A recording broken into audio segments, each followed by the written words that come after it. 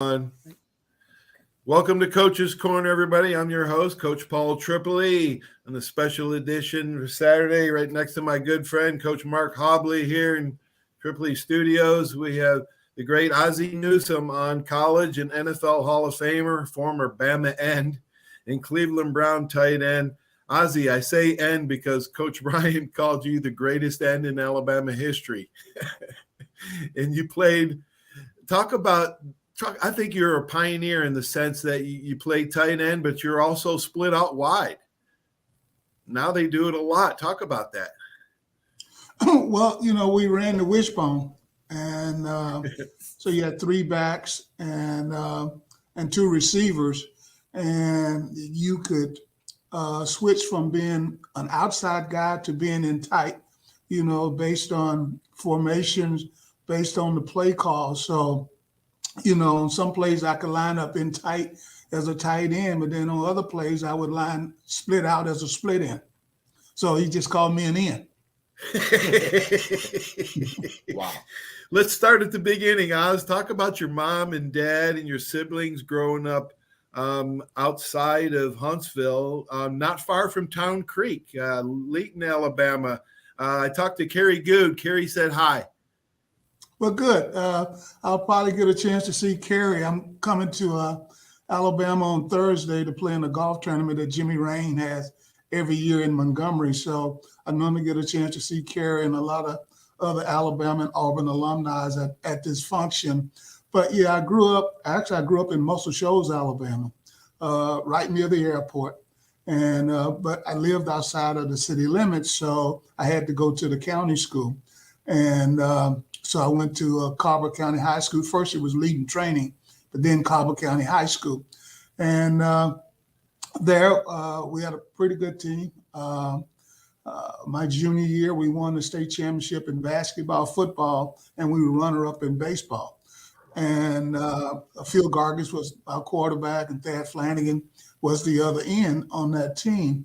And on the basketball team was Leon Douglas.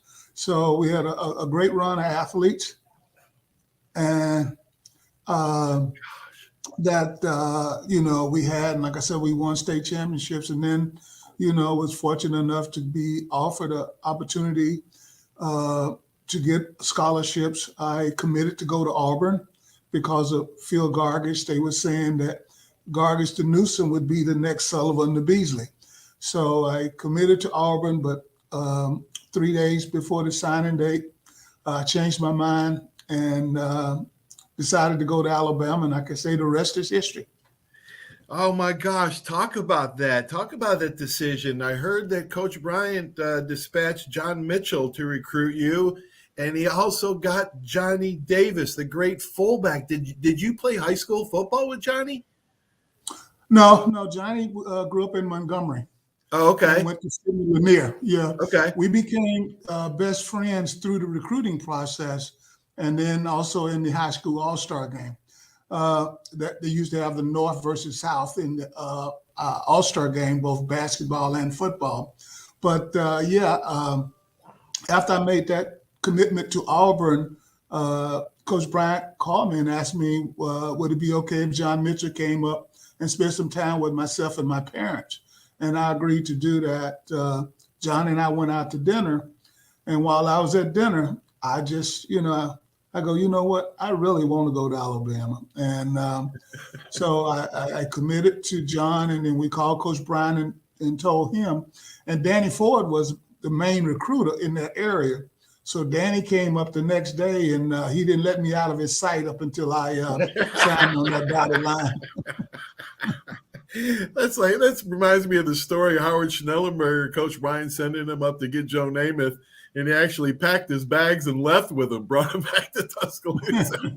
Yeah, recruiting was a little different back then. People could disappear for like 3 or 4 days. Oh my gosh, Ozzie, tell me about kind of when you're looking at an athlete. You played multiple sports. I played multiple sports. I'm worried about the specialization because I think it's an advantage for multiple sport players in a number of reasons. Do you also look at that in the background when you're looking at players? Well, yes, we do. When you have the opportunity to, play 3 or 4 sports, because now you put golf in there, now you put tennis, you put soccer, lacrosse. Lacrosse is really big here in Maryland. All you're doing is developing your athletic skills, your hand-eye coordination, your ability to focus. All of those things are getting developed year round. And when you just become a singular sport player, then at some point you're not developing other aspects of your body that you will need as you continue to go through your career. Mm-hmm. Oh my gosh. Bama football is different now than when you and I played, but in a lot of ways, Ozzie, it remains the same. 71 through 74, only one regular season loss. Yeah, I think you only had a handful of losses at Alabama. The great players that you played with, Dwight Stevenson, Bob Baumhauer, you, Johnny Davis, Don McNeil, E.J. Jr., Byron Braggs, Tony Nathan, Barry Krause. I could go on and on and on. But, Yep. Man, what a group you guys had. We was. I think we all attracted each other to from one to another. I was attracted by Johnny. Tony was attracted by Johnny and I. Dwight was attracted by Terry Jones. So there was an attraction that we had during that time. The attraction that I had with Don McNeil. So we all attracted, but we all came from basically similar backgrounds where we had a mother and father in the house. A lot of us had been to integrated schools, so we had learned how to adapt to other environments, to being around other people other than our own color. So I think that all, contributed to us. And like I said, it made it very easy. It wasn't a lot of us African Americans at Alabama during that time. But, since we came from similar backgrounds, but the biggest thing about being at the University of Alabama, you wasn't black, you wasn't white, you wasn't blue, you were an Alabama football player, and that was it.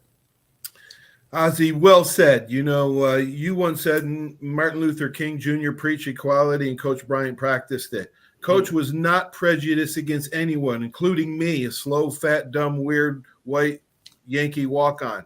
He didn't care what you looked like. He didn't care if you're from the North, South, All-American from Tuscaloosa. He could measure a kid's heart more than anybody I've ever seen. And I think that leads to all of the national championships, all the SEC championships, going to all the bowl games, is that, you had to be a good citizen. You had to be a good person. And he would help develop you to become a good football player. Yeah, I don't know why he got me. Of course, I had to walk on. I don't think he offered me a scholarship. I didn't get one until later on. You're a first-round pick of the Cleveland Browns, the Brownies, the Dog Pound. Talk about your moments as a great player there in Cleveland. You had so many of them, but talk about your great years with the Browns. Well, like you said, I was drafted in 78 and was kind of a little disappointed. Cleveland had 2 picks, and I thought I was going to go in the first pick they had, but they picked Clay Matthews, who's a guy from USC that we had played against when Alabama played SC out there that year. So I knew he was a great player in high school and in college. So I go to Cleveland. I did not go to the rookie minicamp because my parents wanted me to graduate, go through the graduation exercises. As of right now, a lot of the teams in the NFL have just had their rookie minicamps either last week or this past weekend that we've been able to bring them in. So that's what happened to me. So I came in the following week with the veterans. And my first 3 practices of that minicamp, I played wide receiver and was having some success. And when they asked me to stay over for another 3 or 4 days. And when I went to the office the next day for practice, for workouts, Rich Kotite, who was coaching the tight ends and the wideouts at that point, who went on to become a head coach with the Jets and the Eagles, I think, and he said, Sam, Rich Igliano wanted to meet with me. And I said, okay. So I went up to his office, and Sam said he thought I did really well during minicamp and that I could have a real good career in the National Football League. But he said, we want to move you to tight end. And we're going to move you to tight end because we're going to throw you the football. And I go, okay, and so, like I said, I had lined up near the tackle at Alabama and split out. So I had lined up next to the tackle. I had never really been a tight end. But having Rich Kotite to be my position coach, a guy that had played the position, it really helped me to learn how to play the tight end position the way. And they did throw me the football. You got a question? Mr. Newsome, you mentioned the young man from USC. Did you play in that game where that was played in Birmingham? No, it was a couple of years before. It was a couple of years before him. Yeah. No, I did not play in that game, which was the game that really they say led to Coach Bryant, convincing the powers that be that he need to recruit African Americans, because Sam the Bam came there and had a hell of a day. And I did get a chance to spend time with Sam the Bam. Once we got into the league, he used to come back to Alabama to a golf tournament. But that was the game. But we played in the next series, which would have been 77 and 78, I think, was the next series of the home and home against USC. You're absolutely right. That game there, pretty much, that changed the South. Yeah. I think, Coach Bryant, whatever you guys are saying about Coach Bryant, it led through the governor's office, and it might have affected United States of America, because that gentleman there was probably headed to the presidency. Yes, he was. It was, and that was the reason why Coach Bryant scheduled that game, because he was having a tough time being able to get African Americans on his team. So he scheduled that to let the state of Alabama know what they were missing. Thank you so much for saying that. Oz, does it help you as an executive to be a player and understand their positions and negotiations and everything else? Well, yeah, but I also coached for 5 years. I was on the staff with Belichick. That's when my first work with Nick Saban. We were on the same staff with Bill Belichick, and along with Kirk Ferentz, Pat Hill. It was a big time staff that we had there, and the other 5 other guys that went on to become GMs. But I think having coached, having played, was the reason why that Mr. Modell decided to offer me that position, so I could identify with the coaches, I could identify with the players, understand what both coaches and players are going through.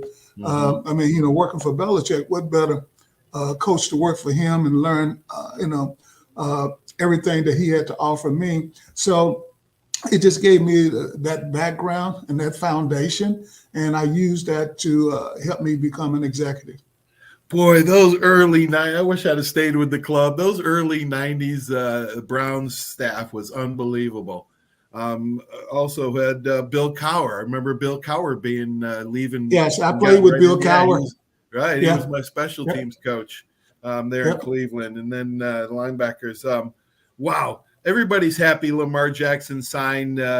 He seems to be down-to-earth, hardworking guy. To let everybody know what kind of guy Lamar is.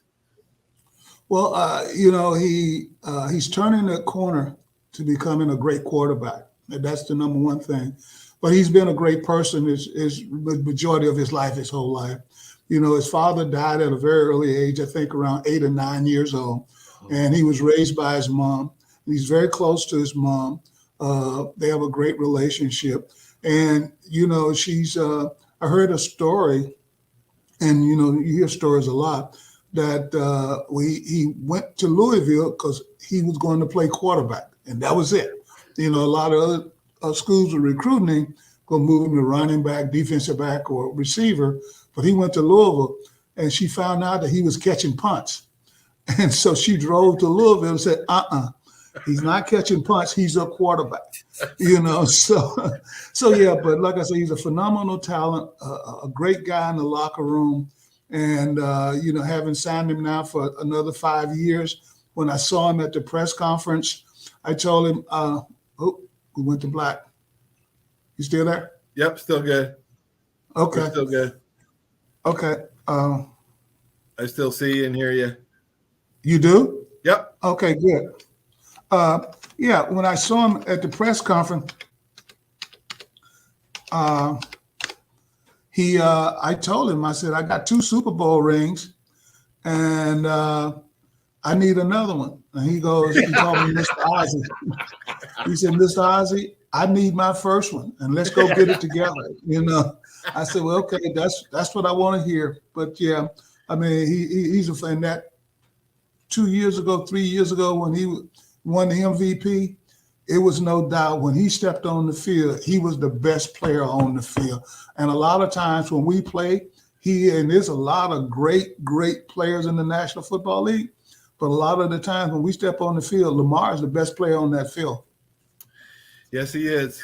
You played with some great players. Of course, Johnny Davis, John Mitchell, Wilbur Jackson, they all had influences on you. But who was your mentor as a player or an NFL team executive? Who did you look up to and learn from? Well, when I first went to Cleveland in '78, they signed Calvin Hill. And I knew Calvin from his years at Dallas. He was a first-round pick, and then he went to the World Football League. I think he went to Hawaii somewhere, and so then he came back, and he signed with the Browns, and we just actually hit it off. We stayed in the same apartment complex. Calvin was 10 years older than I am, and so he was a guy that I really looked up to. He helped me to navigate those first 2 or 3 years in the National Football League, kept me from making mistakes that a lot of people can make when, you run into a little wealth and the people coming at you, both sides. So Calvin, as you know, Calvin was the guy that presented me at the Hall of Fame. Wow. Mr. Newsome, where did Calvin Hill graduate from? Yale. Yeah, that's what I thought. Yeah. So yes, you surrounded yourself he was with an Ivy League. You surrounded yourself with someone who was obviously, with you being born in 1956 and this guy was 10 years older, obviously you were a smart guy yourself to get associated with him. My father used to talk about Calvin Hill, and he used to say some kind of saying about the Yale man. He always used to call him the Yale man. That's the Yale man. Yeah. You just brought that back. His dad, 30 years ago. His dad played for Jake Gaither. And we still talk. Calvin and I, we still talk probably 2 or 3 times a month. His wife just passed away in the last 4 or 5 months. And, his son is Grant Hill, who's, a big time basketball player and does the NCAA, the finals and so forth. Good family. But yeah, Calvin is still very much a part of my life. He don't love golf as much as I do. So if he did, we probably would spend more time together. Wow. Oh my gosh, we got to play golf together, Oz. Marlon Humphrey's a great player. His dad, Bobby, was pretty darn good himself. He comes on my show, and recruiting, evaluating, drafting, it's all difficult. Maybe more science than art, but what characteristic do you find in players that are intrinsic or instinctive that you put value on? Number one, is he a football player? We don't want track stars. We don't want weightlifters. We want football players. We want guys that are good athletes that can change direction, that got a burst, but also just have a passion and a love for the game. They just don't do it for Sundays. They do it, 7 days out of the week, 365 days out of the year. And that's the way Marlon is. When I spoke with Nick Saban about it, and Nick coaches the corners at Alabama. Right. And, it's not easy having the head coach, his specialty being your position. So we knew he had gotten some tough love along the way also in having to deal with Nick. But yeah, he came in and earned his way, but, being a great special teamer. But, he's one of the leaders of this team in this community. He does a lot in the community of Baltimore. He's here now and organized, not OTAs, but just we got some on-field walkthroughs that he's participating in. But, he's one of the leaders that we have in our locker room, and we you need more than one, and he's won about 4 or 5. But Marlon is a guy that on Sundays or Mondays or Thursdays, whenever we play, you can count on him being ready to go.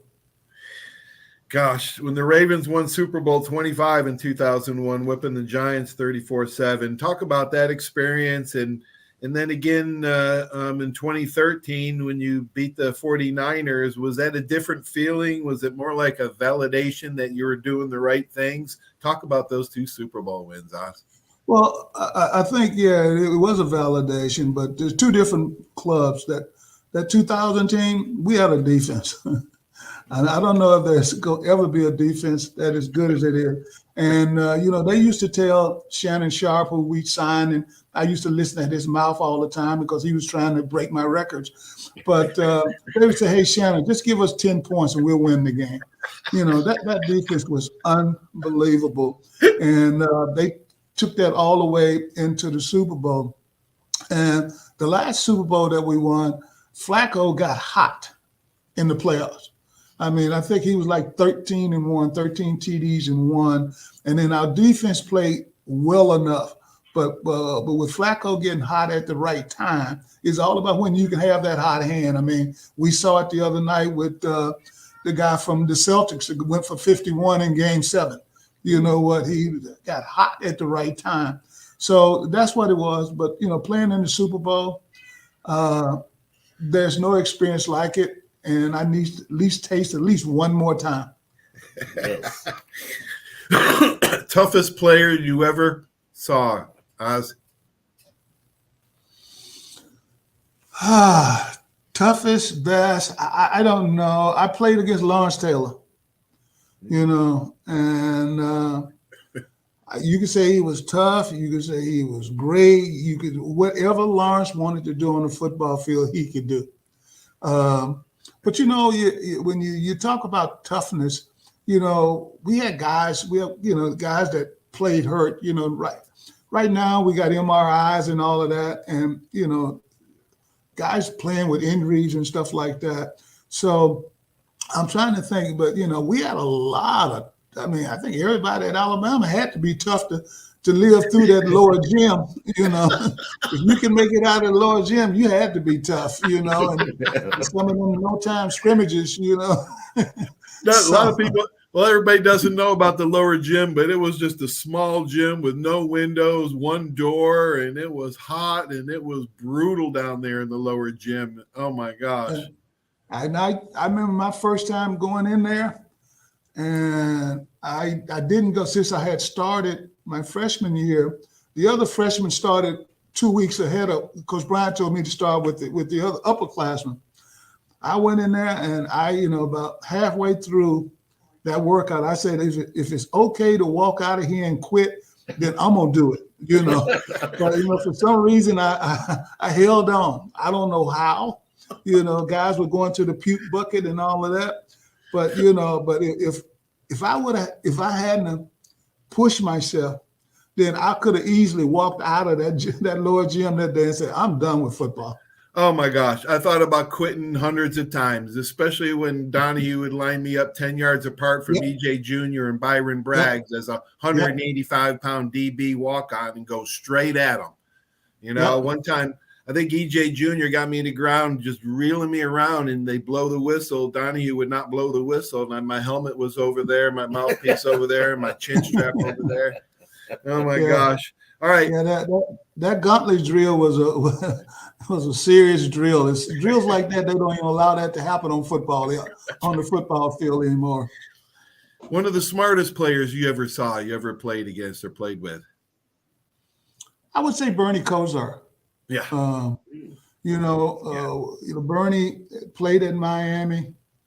Went through the supplemental draft so that he could come to Cleveland.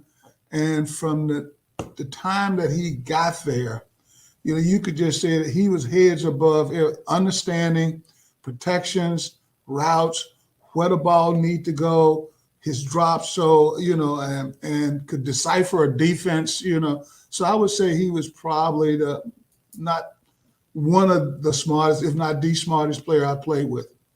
Yeah, he graduated at Miami in business finance in 3 years. He was a brilliant guy. Yeah. Do you have? I like surprise guys when I coach. Somebody who's a pleasant surprise that come out of nowhere and just overcame any odds. Can you think of an underdog player or surprise guy that you have Yeah, had? we had a little running back from I think Glassboro State. I think he was named Dino Hall, and Dino was, I mean, very undersized, didn't have a lot of weight, but he had a big heart, and he'd run down and cover kicks. He did whatever he had to do to make that team, and he'd make the team. So if it was ever anybody that overachieved, as we would say now in personnel, I would say Dino Hall would be that person.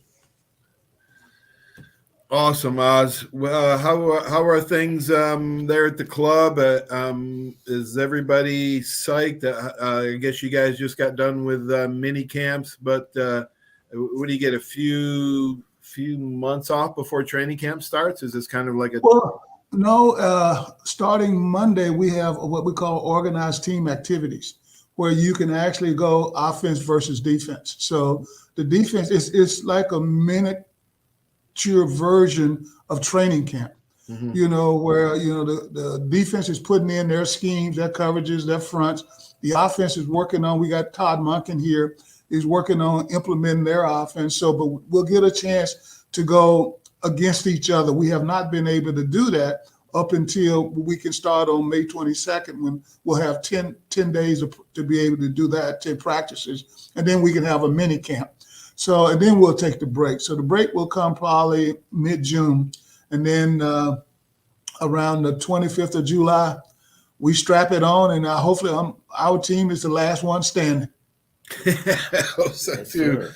I hope so too, Oz. I think playing and practicing hard is harder than the games is a must for the game of football. And George O'Leary, my high school coach, Coach Bryant, my college coach, they all believed in really hard practices. And as a coach, I did as well. Did playing against Hanford Dixon and Frank Minifield in Cleveland, did that help you in the league when those guys were? I remember. I was just in the one training camp, but man, you guys would go back and forth, and I was trying to make the team, so I was hitting everything and everybody except you. They wouldn't let me hit Ozzie. No, you can't. No, but Hanford's probably my best friend now. I'm gonna see him this weekend in Birmingham at the golf tournament, and hopefully beat him on the golf course. But they started the dog pound and they were yapping and all of that, Mm-hmm. But me, I didn't let that bother me. I was just there to practice and play, But you know what, they did, and you know what? That's how they used to motivate themselves and to make them into the players that they were. Yeah. And like I said, he's the godfather of my kids, and I'm the godfather of his kids. And I'll see him this weekend, and hopefully I beat him on the golf course. Because if not, I got to listen at that mouth. Yeah. The dogs were starting up. He probably doesn't remember me, but they did call me the White German Shepherd for that one training camp. So I guess I was part of the dog pound for like a cup of coffee. Anyway, Oz, hey, it was great to see you. It's great to talk to you. Thank you for taking the time to spend with us. We look forward to having you at the Alabama Bama Club June 29th. Yeah, it is. It should be a fun evening, and I'm looking forward to it. I look forward to seeing you. Thanks for inviting me to come on. Thanks, Oz. Go Roll Tide and go Ravens. Thank you. All right, Roll Tide. Hold on. Mm-hmm.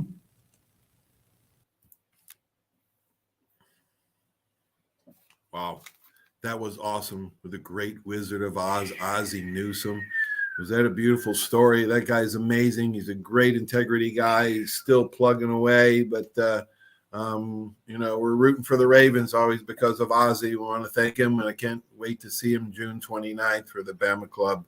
On behalf of me, Coach Tripp, and Coach Hobbs, have a great sports weekend, everybody. Stay tuned for these messages from our great sponsors, who this would not be possible without them.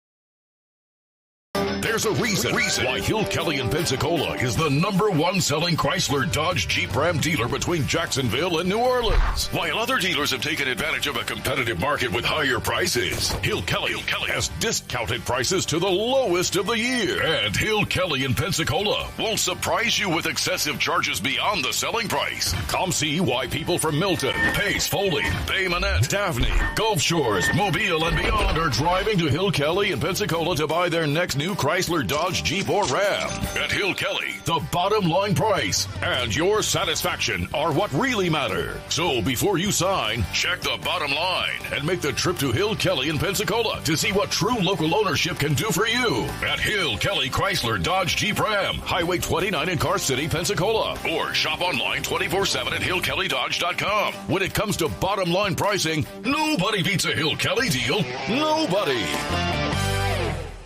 Hey, Bill, some game, huh? I haven't really noticed, Paul. What? The biggest game of the year? I've been looking over my insurance. Talk about problems I'm trying to figure out. Well, do what I did. Call the Seiler Agency. They showed me what I needed and what I didn't. They even saved me money. Now, instead of worrying about my insurance, I can worry about the big game. Contact the Seiler Agency at 476-7443 for all of your insurance needs. Your independent agent for home, auto, boat, RV, commercial, general liability, life, and sound investment strategies. Call 476-7443 today. Are you riding around in a filthy vehicle? Dirty car no more. Visit Ronnie's Car Wash today to get it shining in no time. They have 3 convenient locations with another coming soon. The unlimited monthly wash packages start as low as $14.95 per month with free vacuums, multi-purpose spray, and towels. Visit them in Gulf Breeze, Navarre, Fort Walton, and soon Crestview. Don't wait, wash today. Be sure to see Ronnie's Car Wash on Facebook to see the latest specials and discounts. You'll be riding and shining in no time. Step One works so hard to get you in the perfect car. Looking for a better car buying experience? With a Step One Advantage from Buick GMC, Fort Walton Beach, and Pensacola, receive no-hassle market-based pricing or incentives by pre-ordering. Looking to sell or trade? Our dedicated team will even come to you. Plus, every vehicle sold at Step One supports local charities right in your neighborhood. Experience the Step One Advantage at Buick GMC, Fort Walton Beach, and Pensacola today. 75 years of service and high tech today. It's Pensacola Glass Company at 433-8348. High tech is a term often applied to advanced services and products in today's marketplace. And today, glass is much more than a simple pane of brittle, see-through stuff we hit baseballs through when we were kids. Glass is now a product with unique flexibility in both performance and application. And Pensacola Glass Company is growing right along. That's Pensacola Glass Company at 433-8348. Did you know there's a place where you can get good neighbor service and surprisingly great rates on your home and auto insurance? Yep, and that place is, ta-da, State Farm. Here's the deal. State Farm agent Will Rentschler is your go-to agent in Pensacola, Florida for the service you deserve at the price that you want. So stop shopping around. State Farm agent Will Rentschler has you covered. Call 850-433-4678 for your surprisingly great rates today. Like a good neighbor, State Farm is there. Legal disclaimer, individual premiums will vary by customer. All applicants subject to State Farm underwriting requirements.